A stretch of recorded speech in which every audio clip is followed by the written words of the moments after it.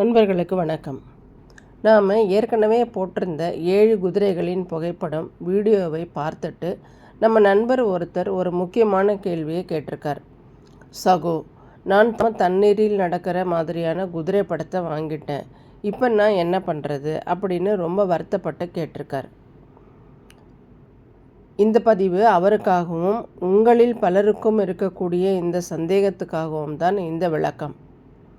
கவலைப்படாதீங்க நண்பரே, நீங்கள் வாங்கின அந்த படத்தை எப்படி சரியான முறையில் பயன்படுத்தலாம்னு இந்த வீடியோவோட ஆரம்பத்தை பார்த்துட்டு அப்புறம் இன்றைக்கான ஆன்மீக தகவல் போகலாம். வீடியோவில் பொதுவாக சொல்லப்பட்டிருந்தாலும் நீங்கள் ஏற்கனவே வாங்கிவிட்டீர்கள் என்றால் கவலைப்பட வேண்டாம். வாஸ்து ரீதியாக தண்ணீர் என்பது மன அமைதியும் குதிரை வேகத்தையும் குறிக்கும்.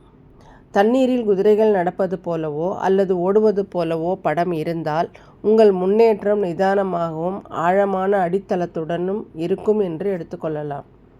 இதை சரி செய்ய ஒரு எளிய வழி. அந்த படத்தை உங்கள் வீட்டில் வடக்கு திசையில் மாட்டி வையுங்கள். வடக்கு திசை நீருக்குரிய திசை என்பதால் தண்ணீரில் குதிரை இருக்கும் படம் அந்த திசைக்கு மிகவும் பொருத்தமானதாக மாறிவிடும். இதனால் தோஷங்கள் நீங்கி நன்மையே நடக்கும். இனி இன்றைய பதிவிற்கு வருவோம். நண்பர்களே, நாம் எல்லோருமே நிம்மதியை தேடி ஓடிக்கிட்டே இருக்கோம். ஆனால் அந்த நிம்மதி உண்மையிலேயே எங்கே இருக்குது தெரியுமா?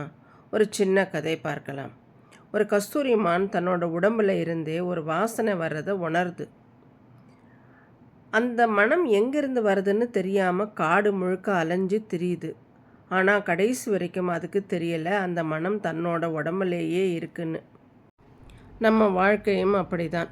நிம்மதிங்கிறது வெளியில் கிடையாது. நம்ம செய்கிற வேலையிலையும் மற்றவங்களுக்கு காட்டுற அன்புலையும் தான். எல்லாத்துக்கும் மேலே இறைவன் நம்ம கூடவே இருக்கார் அப்படிங்கிற நம்பிக்கையிலையும் தான் இருக்குது. இன்றைக்கி ஒரு நிமிஷம் கண்ணை மூடி யோசிங்க. உங்ககிட்ட இருக்கிற வசதிகளை விட உங்ககிட்ட இருக்கிற அன்பு பெரியது. அந்த அன்பே கடவுள். அங்கேயே நிம்மதியும் தொடங்கும்.